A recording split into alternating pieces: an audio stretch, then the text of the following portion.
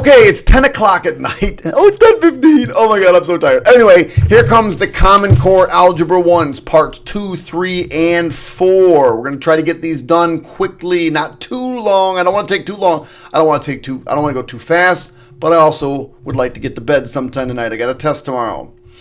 So this is an interesting one. They started out with what seems like a rather difficult question, but it's really not. What you got to do is you're saying, okay, it says g of x is equal to 2 times whatever f of x is. Well, here's f of x.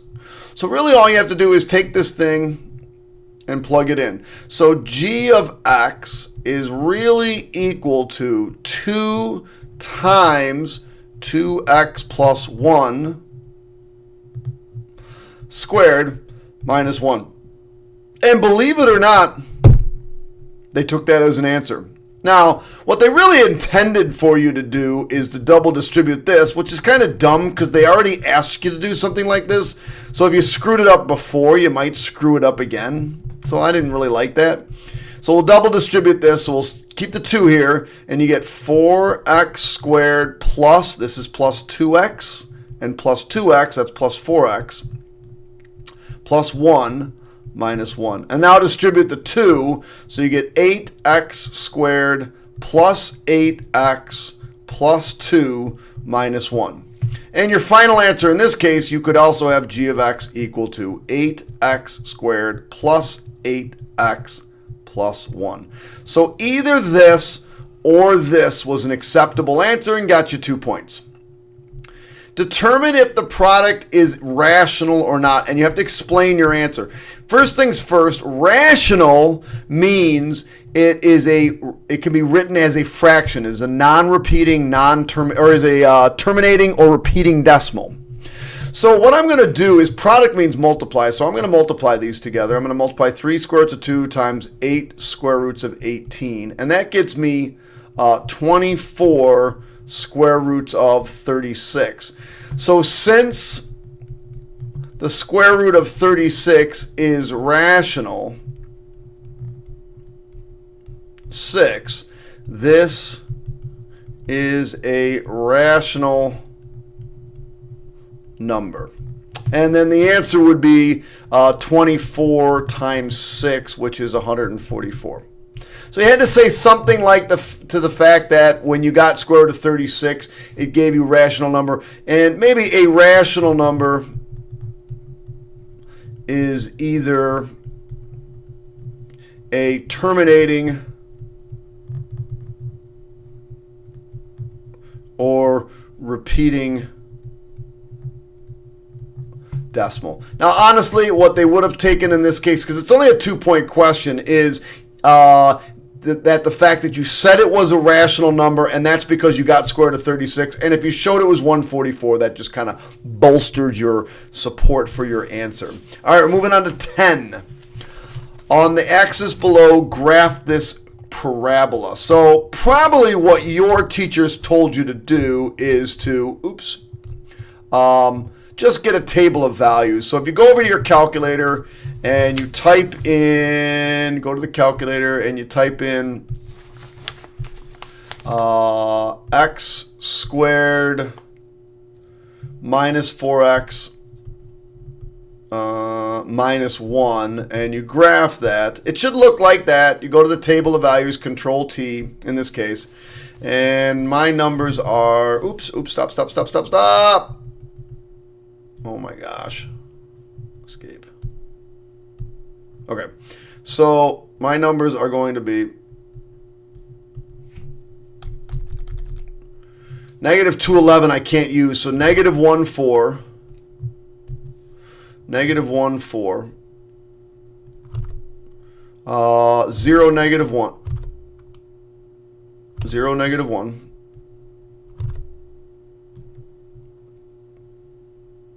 1, negative 4, 1, negative 4. And then hopefully you graphed it. It looked like this. You needed arrows. It didn't tell you to stop. You have to hit the point. You have to look neat. It's hard to hit the point. Do this. Okay. There's a second part to this problem. It says state the equation for the axis of symmetry. Well, the formula is negative b over 2a. So in this case, that would be negative 4 over 2 times 1, which is 2. So your formula for the axis of symmetry is x equals 2. And by the way, if you did not write x equals 2, that's not an equation, and it's wrong. You had to write x equals 2. All right, that problem's done. It said Amy solved the equation, and she stated that the solutions were equal to 7 over 2 and negative 6. Do you agree with Amy's solution? Explain why or why not. So I'm going to factor it. I don't know why they have to explain everything, but that's Common Core for you. If they multiply to negative 42, 6 has to go here and the 7 has to go here. So this is negative, this is 12 and 7. I want to make it positive, so I'll put the plus here and the minus here. So in this case, I get 2x minus 7 equals 0. So x is equal to 7 over 2. And this one gives me x equals negative 6. So is she right? Yes. So you have to say yes. Amy is correct.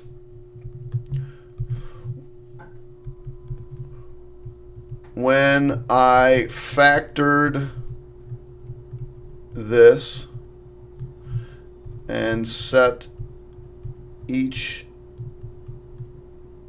equal to 0, I also got the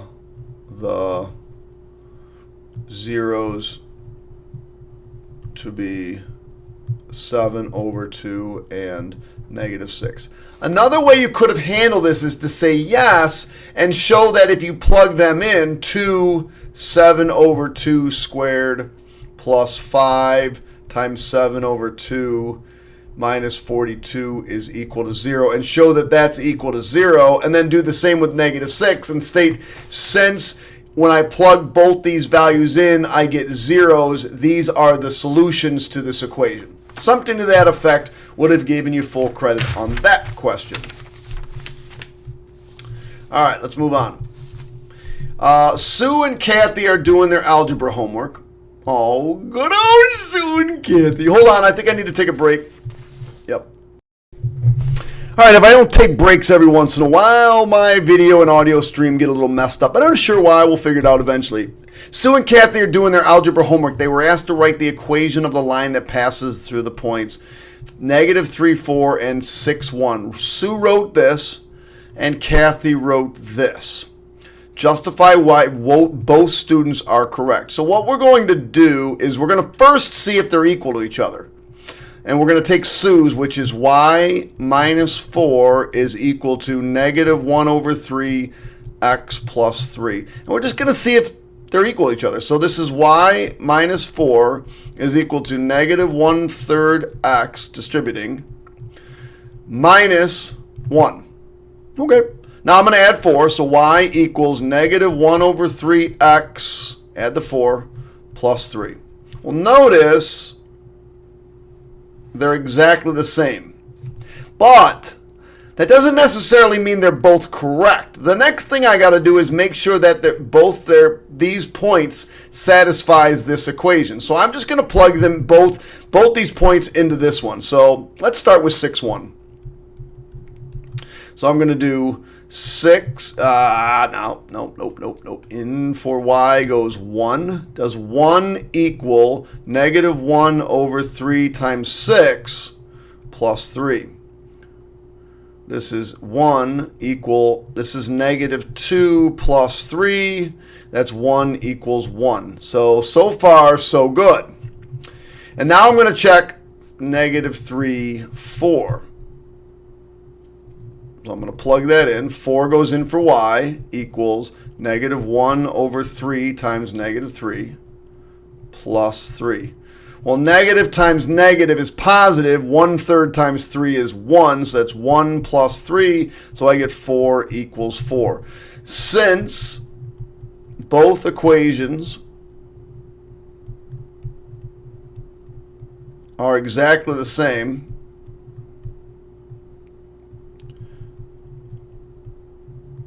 and both points work or satisfy the equation,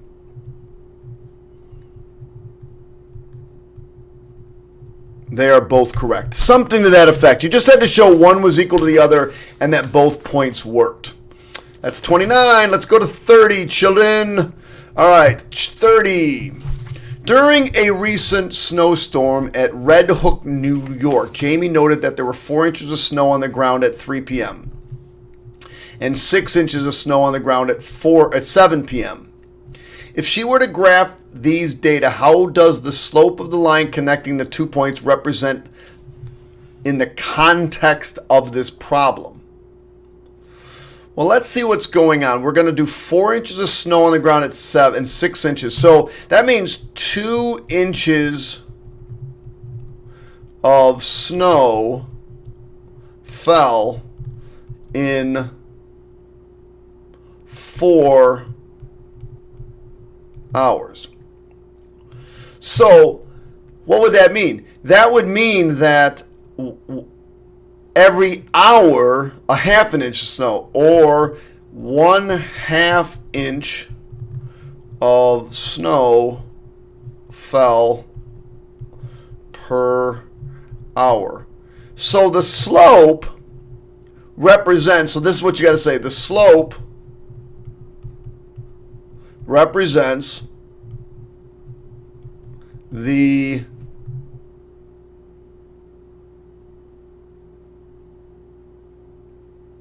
how do you want to put that? It represents the how did I write that earlier? Hold on, I'm just checking my notes. It's basically just the rate of change. It's the rate of slope.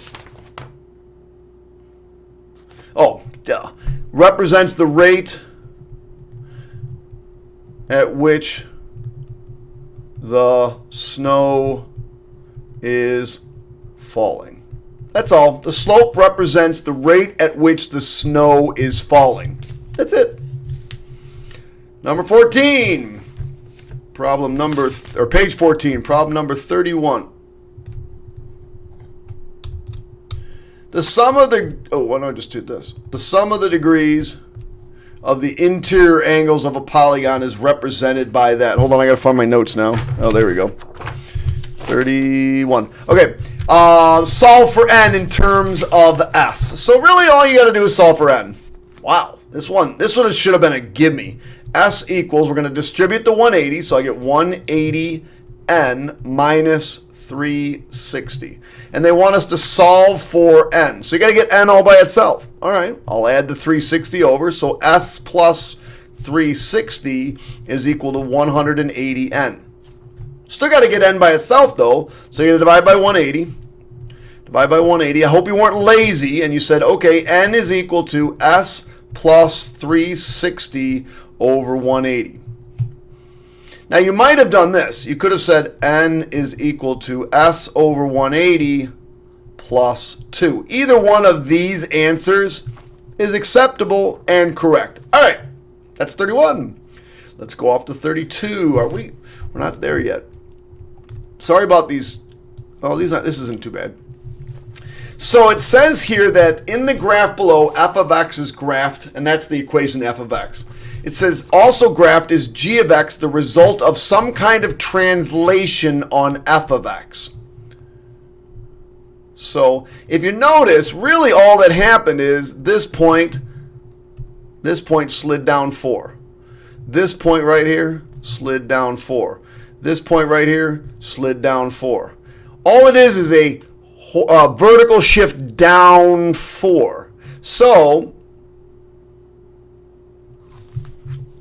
what this, so since we have a vertical translation down 4 units, g of x is really just f of x minus 4. In other words, g of x, you could write this, g of x is equal to f of x minus 4, or you could write g of x is equal to, what was the original problem? G of x is equal to, the original problem was x cubed plus 2x squared. And then because it was shifted down 4 units, we'll just tag on a minus 4 at the end. Either way, it's acceptable. So you had to say something about it being a vertical transformation down and then give this kind of an equation. Or put it all together and you get 2 points. I think we're done with 2-pointers now, I hope. All right, good. Why do I keep doing that? All right, so the height h in feet of an object dropped from the top of a building after t seconds is given by this parabola. How many feet did the object fall between 1 and 2 seconds? So you need to define h of 1 and h of 2. Well, all right, negative 16 times 1 squared plus 144. And if you put that in your calculator, you get 128. And then if you put in negative 16 times 2 squared plus 144, you get, oops, sorry about that. Let's see, that's 4 times, this is equal to 80. And so how far did it fall? 128 minus 80, 48 feet.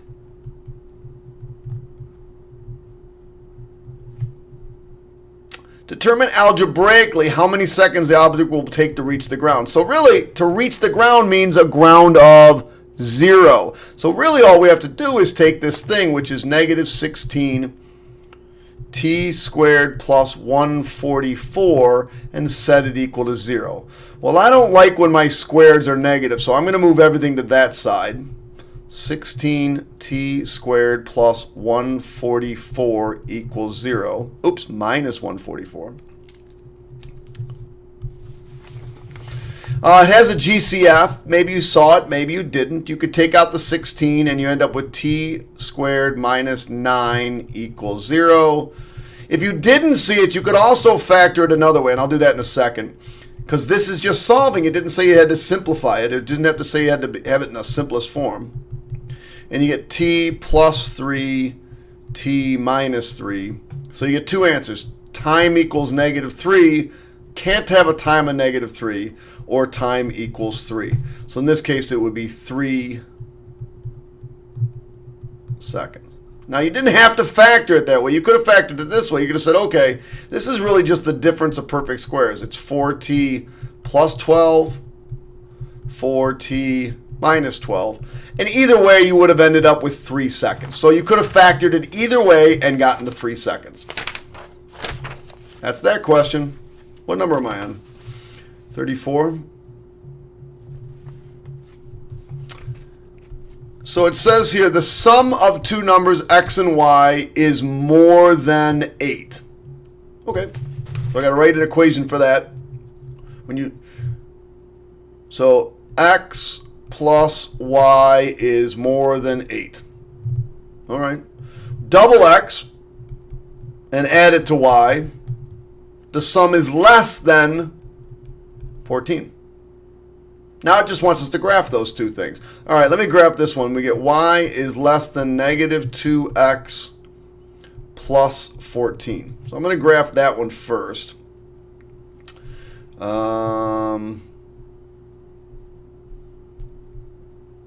Let's see if I got time. Hold on. Nope, I got to stop. I'll be right back. Whoo, man, it's getting late. Okay, let's see. 1, 2, 3, 4, 5, 6, 7, 8, 9, 10, 11, 12, 13, 14. So there's 14. And it's got a slope of negative 2. So we're going to go down 1, down 2 over 1, down 2 over 1, down 2 over 1, down 2 over 1, down 2 over 1, down 2 over 1, down 2 over 1 says when the sum of two numbers is more, okay, so keep going, down 2 over 1, down 2 over 1. Now, because it said strictly less than 14, I have to draw a dotted line or a dashed line, and I apologize ahead of time for my dashed lines.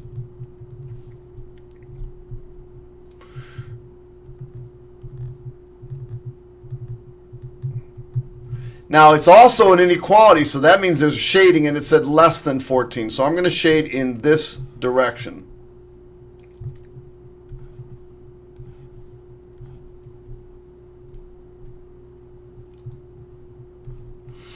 All right, let me go back to my other pen. What color was that in? Red? Yes, let's go back to red. So for this one, we're going to bring the x over, but I get y is greater than negative x plus 8. So now I got a y-intercept of 8. 1, 2, 3, 4. Oh, this was 7. This is 8 right here. But now my slope is negative 1, so that's going this direction.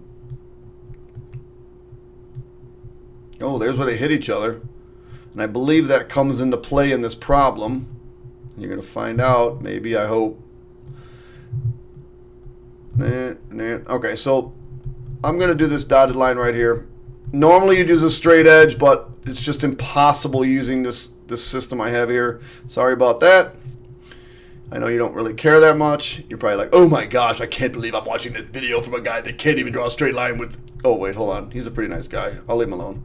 Okay, so there's that one, and we're going to shade up for this one. So your teacher probably told you at one point to, label the solution an S. Somewhere in here is all the solutions. But also I should label the area. So if this is red, this is y is greater than negative x plus 8. And in this blue, y is less than negative 2x plus 14. So we're almost done. The question says, Kai says that the point 6,2 is in the solution. Determine if he is correct and explain your reasoning. So I'm going to plot that point, and it should be obvious it's that point right there, and say, no, Kai is not correct. Both lines are dotted lines. Sorry about being behind my head. Lines, which means no point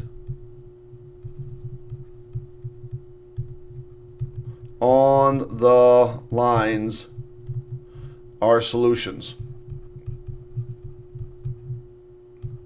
Basically, what you have to say is, since these are dotted lines, that makes them just boundary lines, and points that lie on that line are not in the solution set. That's about all you had to say. Something to that effect. Is that 34? All right, 35 was the question that really caused a lot of consternation, a lot of pain in the neckness, because it was just a really poorly worded question, or really just a tricky worded question. So let's get through this one. This one's going to be a tough one. An airplane leaves New York City and heads towards Los Angeles. It climbs gradually until speed reaches a cruising altitude. So it's climbing, and then it reaches its cruising altitude. So it flew for 32 minutes. And in those 32 minutes, it flew for 192 miles. Now, after flying for a total of 92 minutes, the plane flew a total of 762 miles. So now, really what we're going to do is we're going to go 60 minutes more, because that's the total of 92 minutes. And we're going to have traveled a total of 762 miles. That means all of these miles are at the cruising altitude. So I got to get rid of this 192. So if I take 762 and I subtract 192, what that leaves me is 570 miles. So in 1 hour, in 60 minutes, because they want it per minute, the plane traveled 570 miles. So to figure out the miles per minute, we go to our calculator and say, okay, 570 divided by 60 is 570 divided by 60. It's always weird when you're crunching things and nothing works. Oh, 9, and then that as a decimal. That as a decimal is 9.5. So my cruising altitude in miles per minute, it's 9.5 miles per minute. So that's the first part. Write an equation to represent the number of miles the plane has flown, y, for only the cruising altitudes. Nothing else, just the cruising altitudes. Well, just the cruising altitudes would be 9.5x. Y equals 9.5x. That's the amount of miles I've flown at the cruising altitude. All right, that was kind of tricky. And then assuming the plane maintains its speed at cruising altitude, determine the number of miles the plane has flown after it's flown for 2 hours. Assuming the plane maintains a speed at cruising altitude, determine the total number of miles the plane has flown 2 hours into the flight. Okay, so 2 hours equals 120 minutes. But of those, 32 minutes were getting up to cruising speed. So I got to subtract off 32. So that leaves me 88 cruising minutes. So my cruising at miles is 9.5 times 88. And if you multiply 9.5 times 88, that gives you 836 miles. However, the question says, what is my total amount flown? And my total amount flown is the 836 miles plus the 192 miles that it took me while I was trying to get up to cruising speed, and that's 8210, 1,200 or 1,028 miles. And that was the answer to that question. So you had to not, this is the cruising miles at that cruising altitude, and this is the miles it took to get up to the cruising altitude. So your total answer was 1,028 miles. 2 left, kids, 2 left, I believe. Yes, 2 left. Okay, this one wasn't too bad, I didn't think. I think it was kind of normal. So what we're going to do is we're going to graph this sucker. This one has a y-intercept of 1, 0, 1, and a slope of 1/2. So that's not too bad to graph. We'll go up here. It's got a y-intercept of 1.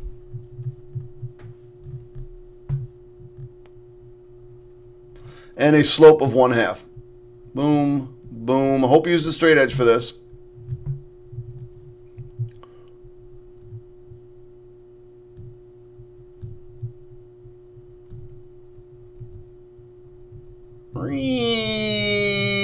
By the way, this video is taking me probably somewhere in the neighborhood of an hour, hour and a half to create, upload, and do a lot of stuff.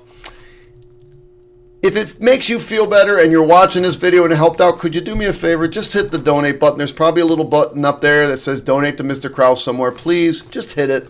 You know, $2, $3 by a lot of you would help pay for this computer that I just had to buy. So that would be very welcome. Thank you very much in advance if you're one of those ones that is willing to help me. This is 1/2 x plus 1. You have to label at least one of these. I'm going to do the other one in red. You're not allowed to use red, so I'll do blue. So this one is, the slope of this one is 2x plus 1. And so oftentimes what you'll do is you'll come over to your calculator. And we'll go into graphing mode, and I'll do 2 x plus 1. Now that's the whole line. If I go over to my table, Control T, I can only pick values that are less than or equal to -1. So if I'm going to do that one, I'm going to do x and y. And I might do something like, okay, -1 is going to be down here. 0, oops, excuse me, -2, -3, -4, -5, just to get an idea what's going on with that. So let's go. I can only use numbers that are less than -3. So how about -5, -9, -5, -9, -4, -7, -3, -5, -2, -3, and -1, -1. Now, it's equal to, so I'm going to use that -1, -1, -1, -1. And my slope is really going like this. These are the points that I just plotted. And so my line looks like this for this part. Now, the other part's a little bit trickier. So I'm going to get rid of this, Control T. I'm actually going to just get rid of this whole graph. Let's just get rid of this whole graph. Nope. And then I'm going to graph this equation, 2 minus x squared. And you'll notice this is a parabola going down. But again, I can only use values that are greater than 1. So there's 1, 1. I'm not, -1. So let me go up to -1.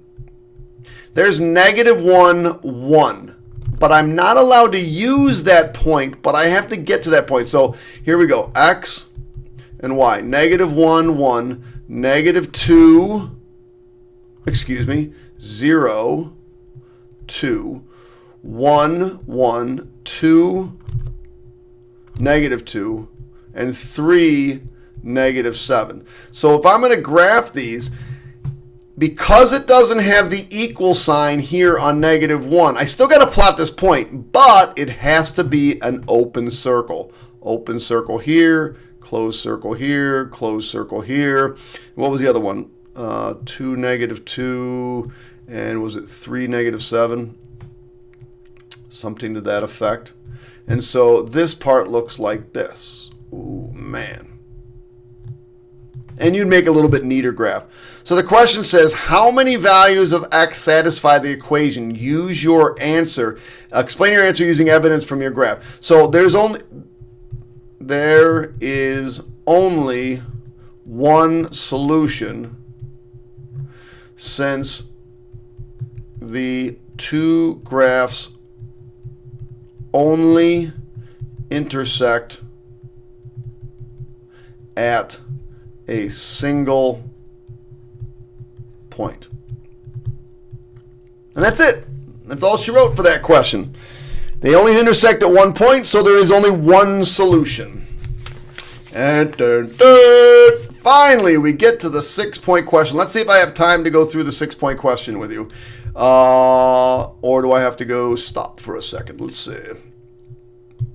I'm going to stop so I get plenty of time so my voice doesn't get off. I'll be right back. Oh, it's been a long day, kids. It's been a long day. And I don't even have coffee. By the way, if I was drinking coffee, I'd be up all night. So it's a good thing I'm not drinking coffee. By the way, you could send me a Dunkin' Donuts gift card. No, I'd rather have cash. But anyway, let's talk about Franco and whatever that is, Carl or Carollo. Franco bought 3 packages of cupcakes and 2. So let's talk about Franco. I'm just going to write some information here. Franco bought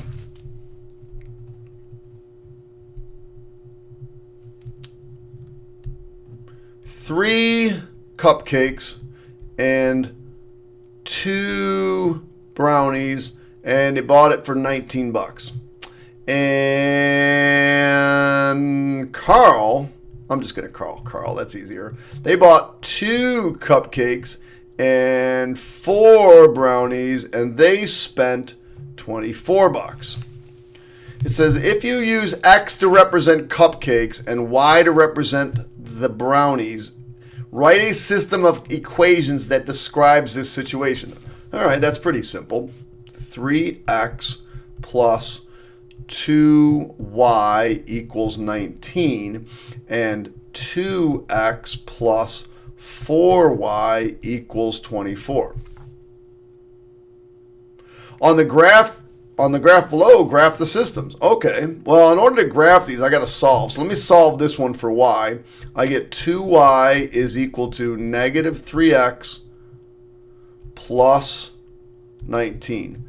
Divide by 2, divide by 2, divide by 2. Now, you may not like this, but it's just 9.5. It's not a big deal. I get y equals negative 3 over 2x plus 9.5. And I'm doing 9.5 because that's easy to graph.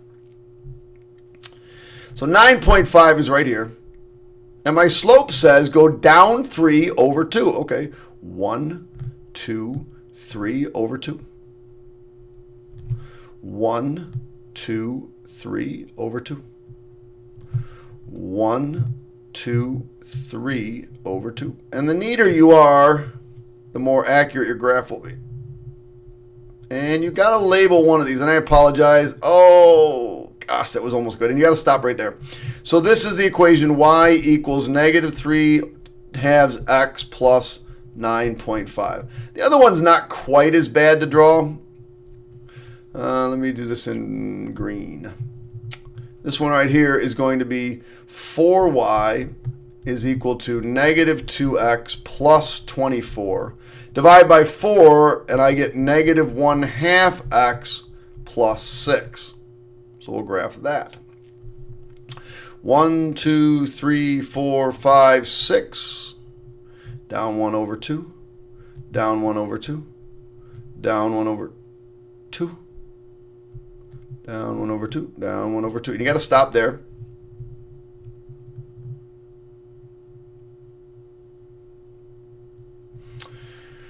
Whew. So, if you graph this accurately, let me show you where the point should have hit. The point should have hit right about there. So, determine the exact cost of one package of cupcakes and the exact cost of one cake. Justify your solution. So, I'm going to do this solving this systems of equations. And justification would be your math. So let's see, what were my two equations? It was 3x plus 2y equals 19 and 2x plus 4y equals 24. So what I'm going to do is I'm going to take this equation, I'm going to multiply it by negative 2. Because that gives me negative 4 here, which is, that gives me negative 4 here, which is opposite this. So that gives me negative 6x minus 4y minus 38, 2x plus 4y equals 24. I'm not going to change that. These cancel, so I get negative 4x equals negative 14. I divide, I get x equals positive 3.5. So that tells us the cupcakes are worth $3.50. Now I'm just going to plug that back into one of the equations. 2 times 350 plus 4 times y equals $24. This is 7 plus 4y equals 24. 4y equals 17. Y equals, I think it's 17. Yeah, it is. 17 divided by 4. I believe this is, I should have known that. Decimal, enter, 4.25. 4.25. So you do have to answer the question. Cupcakes cost $3.50 each, and brownies cost $4.25 each. And that, my friends, is the end of the June 2016 Common Core Algebra 1 Regents. I hope you enjoyed it. I hope this helped you out. I hope you've been watching my videos. If you do go on to take Algebra 2 Trig in the future, you will have a ton of my videos to watch, so continue to stay subscribed. And again, if I was able to help you in any way, shape, or form, and you want to show some appreciation, I'm not asking for a lot. $1 or $2 would be fantastic. It would be great. If you got a little more, that would be great too. It just will help me out this summer, and it will help me out for future projects. All right, I don't care if you do or you don't. It doesn't matter. I provide them free of service. It is free. And I hope you have a great, mega awesome summer. Relax and come back ready next year to kick some butt, because the world needs powerful young kids that are ready to do some cool stuff. And I know some of you that are really here, checking this out, you guys care. And you guys are going to be the future, and you guys are going to be the ones that rule this world. So keep working hard and make your parents proud, and make me proud to have helped you a little bit. Anybody that gets 100 on this Regents exam and I was able to help you, you will go on my wall of fame. However, you will have to show an electronic proof that you got 100, whether it's an electronic calculator or, take a screenshot or a Snapchat picture of your report card. Show me that you got 100 on the Regents exam. And if you can tell me that I helped you, I'll put you on my wall of fame on MrKrausemath.com. Have a great summer, kids. It's been awesome.